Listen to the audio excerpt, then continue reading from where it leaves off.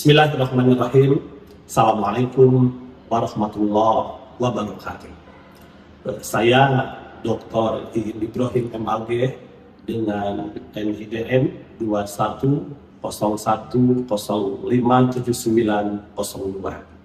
Saya ialah salah seorang dosen tetap di program studi pendidikan agama Islam Universitas Muhammadiyah Bandung. Semester ini saya mengampu mata kuliah metodologi pembelajaran PAI. Metodologi pembelajaran PAI ini memiliki CPL. Pertama, aspek pengetahuan, bagaimana hasil dari perkuliahan ini membuat para mahasiswa menguasai konsep-konsep dasar dari metode pembelajaran itu sendiri. Kemudian aspek sikapnya, kita dituntut untuk menjadikan mahasiswa memiliki pribadi pendidik yang baik sesuai dengan petunjuk Allah dan Rasulnya. Sebagai contoh pesan Rasulullah, kunu rabbaniyin ulama fuqaha ulama. Jadilah kalian semua, atau jadilah para pendidik semua yang santun, yang faqih, dan juga yang berilmu. Kemudian dari unsur keterampilannya, bagaimana di hasil dari perkuliahan ini para mahasiswa mampu menguasai atau mampu mendemonstrasikan beragam metode pembelajaran pendidikan agama Islam yang sesuai dengan kebutuhan, sesuai dengan materi, juga sesuai dengan tingkat yang diajarkan. Selanjutnya, CPMK dari mata kuliah ini pertama, bagaimana mahasiswa ini betul-betul menguasai konsep dasar metodologi pembelajaran, kemudian mengidentifikasi beragam metode pembelajaran PAI yang tepat untuk digunakan saat pembelajaran nanti. Kemudian juga yang terpenting lagi, bagaimana para mahasiswa mampu memilih dan mendemonstrasikan pembelajaran pendidikan agama Islam dengan pembelajaran yang aktif, menyenangkan, dan juga mudah dipahami oleh mahasiswa itu sendiri. Mata kuliah ini ada 3 SKS. Dengan 3 SKS tersebut tentu memiliki kedalaman tersendiri. Betul-betul mahasiswa harus mendapat bekal yang mumpuni. Mereka sebagai calon pendidik harus menguasai ragam metode pembelajaran yang efektif untuk digunakan nanti. Pada akhirnya juga penting disampaikan bahwa metodologi pembelajaran PAI nantinya akan banyak melibatkan mahasiswa untuk demonstrasi mengajar, peer teaching, sebagian yang menjadi murid, sebagiannya lagi menjadi para pengajar, baik di TK, SD, SMP, ataupun SMA. Demikian pengantar dari mata kuliah metodologi pembelajaran PAI ini. Mari kita sama-sama, saya mencoba untuk mendemonstrasikan salah satu pertemuan di mata kuliah ini. Terima kasih. Assalamualaikum warahmatullahi wabarakatuh. Assalamualaikum warahmatullahi wabarakatuh. Waalaikumsalam warahmatullahi wabarakatuh. Alhamdulillah, salatu wassalamu ala rasulillah wa ala alihi wa ashabihi wa man wala. Asyhadu an la ilaha illallah wa asyhadu anna Muhammadan abduhu wa rasuluh. Teman-teman, gimana kabarnya?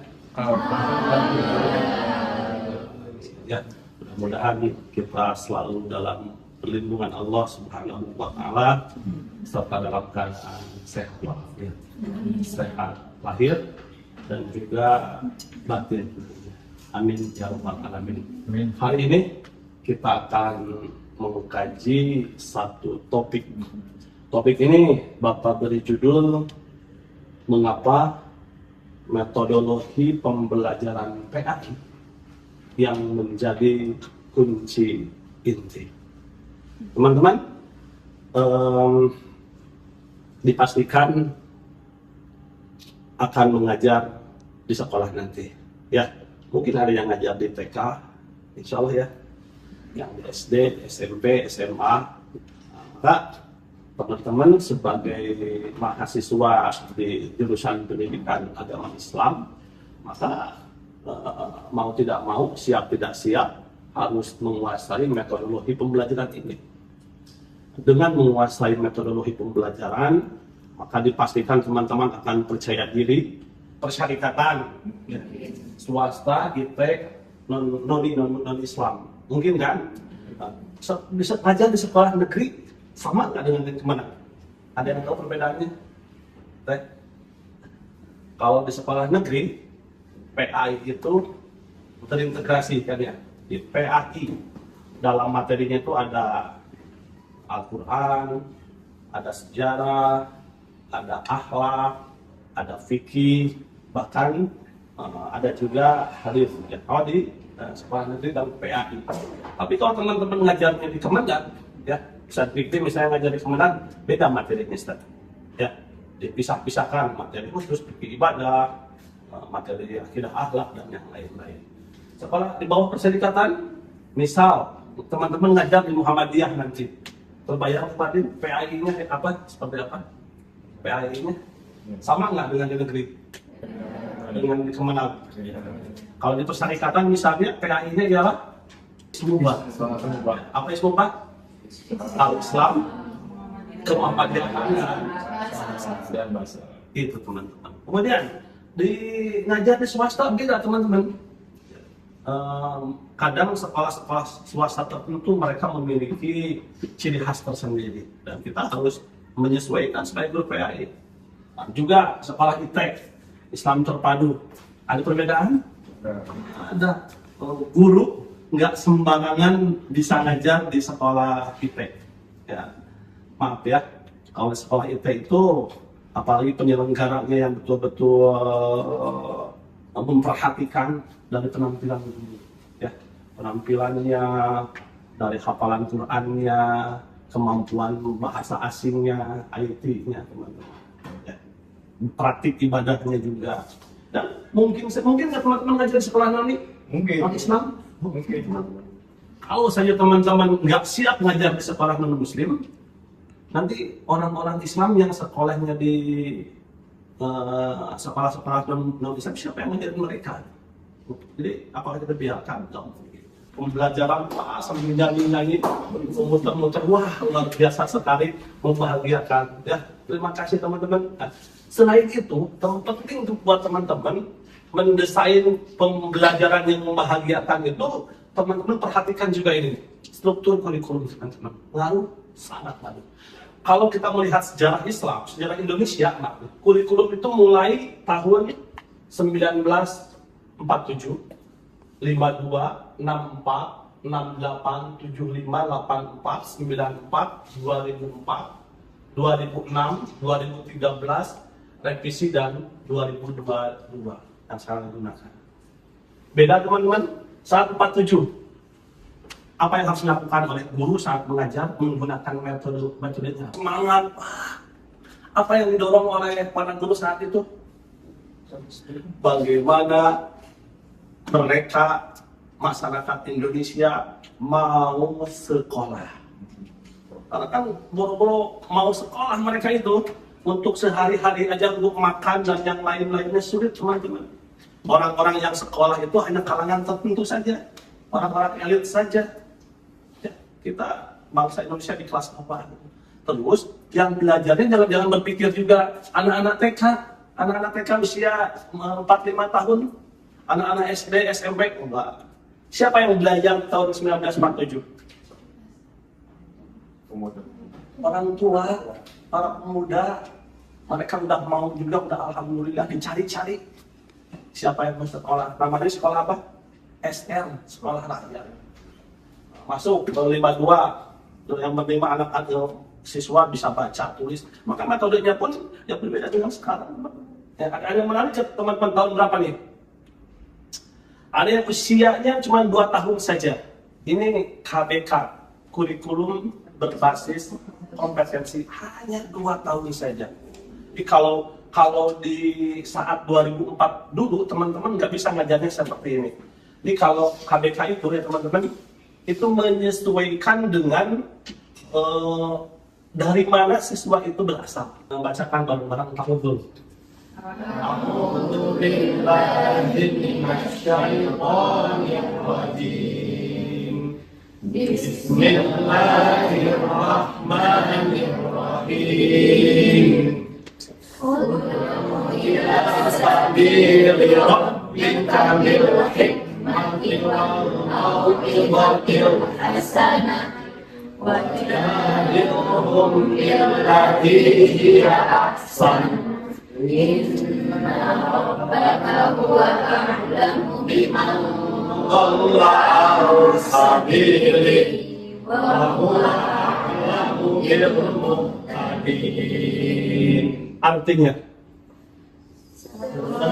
manusia berjalan Tuhanmu dengan hikmah dan pengajaran yang baik serta adalah mereka dan saya memiliki sesungguhnya Allah dialah yang paling tahu siapa yang tersesat dari jalannya dan dia pula yang paling tahu siapa yang mendapat petunjuk. An-Nahl ayat 11. Teman-teman, pesan dari Allah ini ada berapa kata kunci nih? Seorang pendidik teman-teman lah kita. Kata kuncinya apa teman-teman? Satu, apa? Hikmah. Kita harus mengajar kepada murid-murid nanti penuh dengan hikmah. Apa sih? Bijaksana. Ya. Bayangkan teman-teman ngajar anak TK, terus teman-temannya wah itu matanya berotot, gimana anak TK itu? Wah takut nggak akan datang lagi. Mas Bagus ngajar ke anak TK sambil wah takut mas komunis. Ya. Kemudian saat ngajar dia tuh udah lari-lari dari rumahnya kesiangan nih bersegera datang buka pintu tok. Gurunya malah marah-marahin dia, gitu kan? Terlambat cepet. Dia tuh udah berusaha, kita nggak tahu apa yang terjadi di rumahnya. Harusnya seorang guru, why kenapa sih?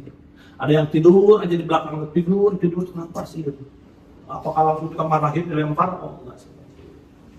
Ya teman-teman. Atau juga ada anak yang di kelas tuh nanti dia ini ya berantem. Mungkin nggak? Karena orang tuanya berantem aja di rumahnya, maka anaknya pun melihat. Karena ayahnya sering menampar istrinya, anaknya pun memukul ke temannya. Itu teman-teman. Ya. Dan yang kedua, wal mau'izatil hasanah. Memberikan contoh yang baik.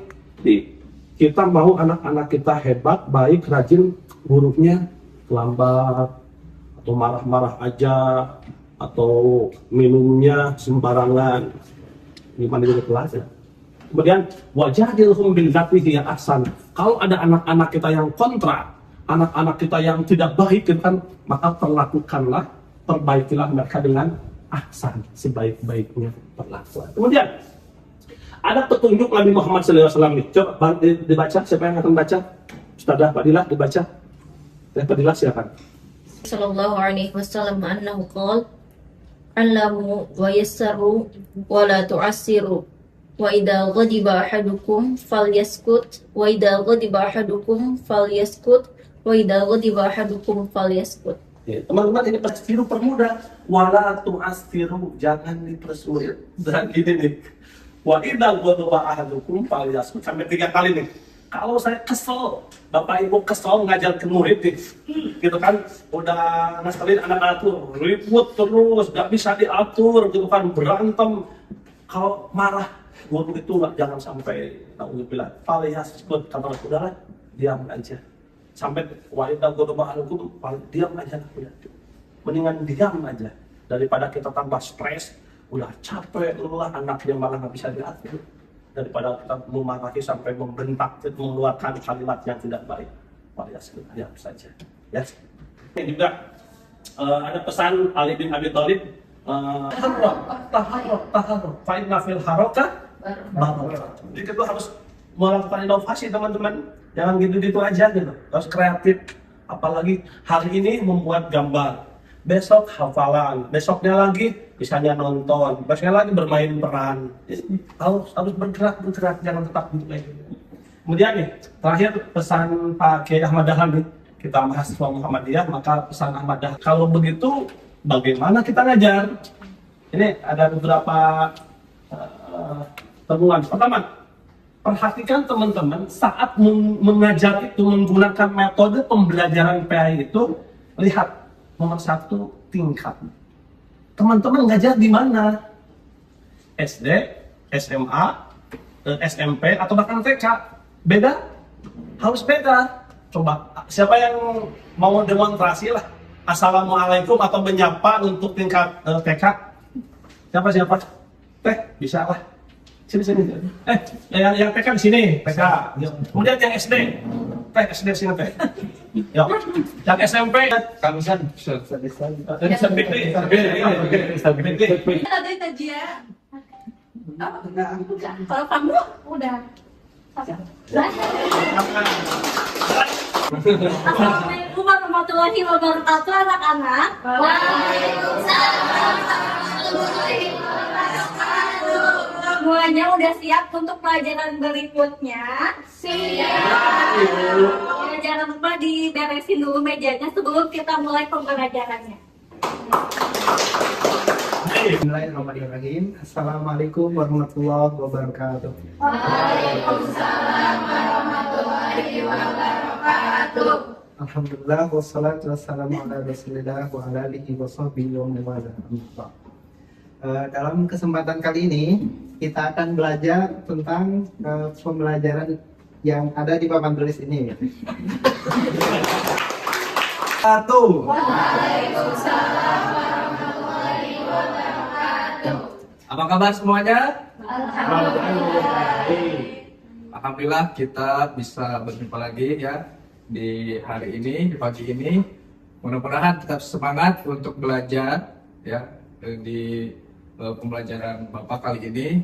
Dan oke, kita akan belajar sejarah kebudayaan Islam ya.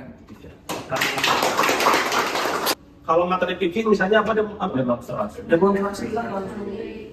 Ya, materi sejarah, cerita gitu kan.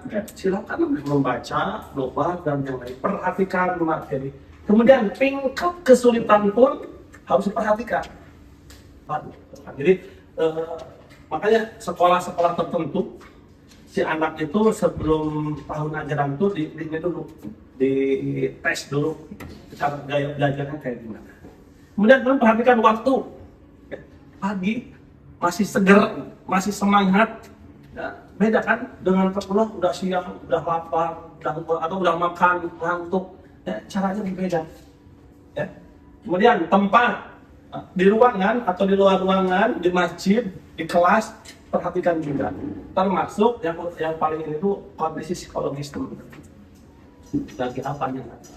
Lagi moodnya, lagi semangat atau enggak. Makanya bagusnya kalau anak-anak belum semangat, ya teman-teman ice breaking lebih semangat. Menurut teman-teman dengan gambar ini, coba siapa yang SMA, SMP, SDTK? Siapa yang berani berkomentar? Silakan. Lebih besar gitu, yang dilakukan oleh gurunya itu daripada strata atas gitu, yang lebih simpel atau lebih soalnya audiensnya sudah bisa memahami. Ya, tepuk tangan untuk FPV. Kamu wah, kayaknya yang paling duluan masuk surga guru PK kayaknya. Ya, karena PK itu ya teman-teman, kalau pembelajaran menggambar, kan nggak mungkin anak-anak harus cari kertas disiapkan oleh kita gambarnya tidak mewarnai. Kemudian ada main game, nggak mungkin mereka bawa sudah disiapkan oleh kita. Guru mempersiapkan totalitas lah. Mau ke air, kan ada SMA mau ke air gak mungkin diantar gitu kan. Udah aja. Kalau anak PK mau ke air, diantar. Guru PK itu kan gak mau makan harus ngerayu, gak mau masuk kelas kan gak sempat diantar oleh mamahnya, gak mau turun. Guru PK itu sampai ngelobi, sampai berbisik, sampai itu ngerayu gitu kan. Ini dominasi guru PK itu wah, yang duluan masuk surga guru TK. Kemudian SD naik, udah memberi ruang sedikit kepada anak-anak untuk kreatif dan yang lain-lain. SMP lebih lagi, SMA, bahkan SMA itu pipi-pipi lah. Jadi biarkan ide-ide segala macam dulu murid SMA itu tampil, kita dampingi. Semakin atas, sekarang dosen Bapak. Sedikit aja di sini. Selebihnya kan teman-teman. nggak mungkin banyak memberikan ini itu. Sebagai para pendidik, apalagi pendidikan agama Islam, untuk Muslim, Al-Farabi pertama di sini 870 sampai 50 harus penting nih tujuan pendidikan itu apa sih?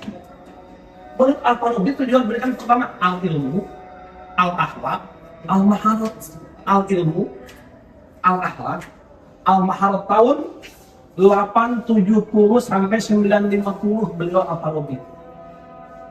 Ini nyepres banget, 100% diambil oleh Benjamin Bloom yang sekarang digunakan di bangsa Indonesia, bahkan di dunia. Kalau Bloom kognitif, afektif, psikomotor, kognitif, ini kan kognitif pengetahuan, afektif sikap, psikomotor, keterampilan. Al-Farabi beda istilah aja, al-ilmu, al-akhlak, al-maharat. Kelas 1, kelas 2 masih bisa bawa makanan dari rumah. Kelas 3, 4, waduh, coba nggak lihat tuh kantin pas istirahat jajanan mereka apa.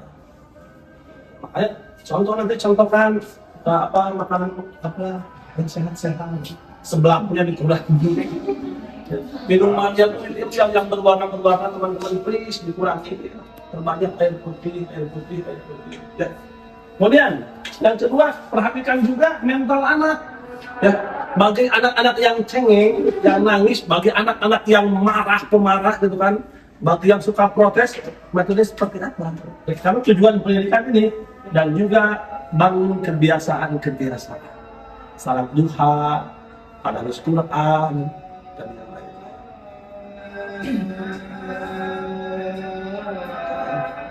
Menjadi pribadi yang insan kamil. Ya, kemudian berat teman-teman, ya, semakin zaman semakin berkembang, tantangan teman-teman semakin berat lagi. Kemudian teman-teman, Al-Ghazali ini lebih menarik, baca Al-Ghazali ini. Al-Ghazali tujuan pendidikan itu bagaimana kesempurnaan manusia, pengembangan akal, jiwa, dan juga spiritual, sehingga kita dan juga murid-murid itu bahagia dunia dan akhirat. Seorang guru memastikan bahwa murid yang diajar itu bagaimana dia berinteraksi sosialnya dengan teman-temannya, gimana. Ada kan sekarang yang blok-blokan, perempuan tuh kumpul dengan itu, laki-laki dengan itu, geng-gengan, atau juga di media sosialnya. Ini kalau ibu udah jauh banget nih. Lihat bagaimana kemasyarakatan dia, sikap ke guru gimana. Kadang di depan baik ke kita, di belakang, di medsos gitu kan. Kemarin ada guru di mana? Di Purwakarta ya. Purwakarta ini banget, di kelas baik ke guru tuh, di video si gurunya, dibully gitu kan. Ya, itu teman-teman ya.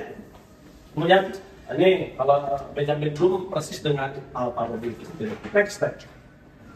Ini sebagai closing, karena kita dari sekolah Muhammadiyah, kampus Muhammadiyah, maka perhatikan pesan Allah Subhanahu wa Ta'ala saat kita mendidik murid-murid itu. Coba bareng-bareng. A'udzubillahi minasyaitonir rajim. Bismillahirrahmanirrahim. Wa yaqulu ladina amanu min khalqihim dzurriyyatan dhurriyyatan sallallahu alaihi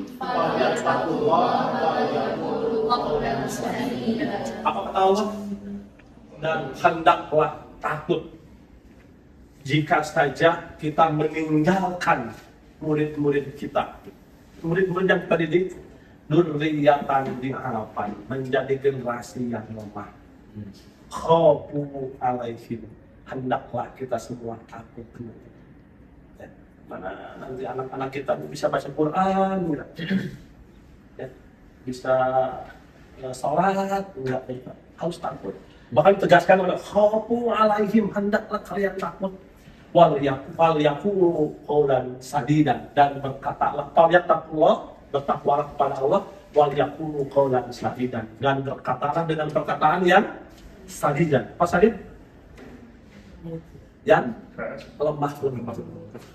Kalau syadid beda, keras. Kalau sadid lemah.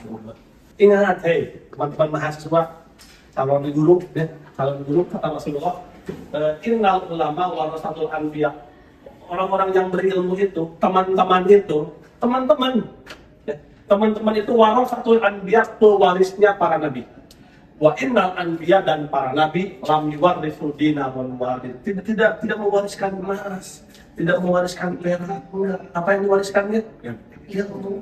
Dan barang siapa yang mengambilnya, sudah pilihan yang benar. Next. Alhamdulillah. Silakan, barangkali ada yang perlu didiskusikan. Ya, pertemuan hari ini, terima kasih. Semoga materi hari ini dengan topik mengapa metodologi pembelajaran PAI menjadi kunci inti dapat menginspirasi teman-teman, dan di kemudian hari teman-teman menjadi para pendidik yang betul-betul dirindukan oleh murid-muridnya. Insyaallah bukan depan kita lanjutkan dengan topik berikutnya. Mari kita akhiri perkuliahan dengan sama-sama membaca hamdalah. Amin. Nasrul minallah wal qarib wa basyiril mu'minin. Assalamualaikum warahmatullahi wabarakatuh.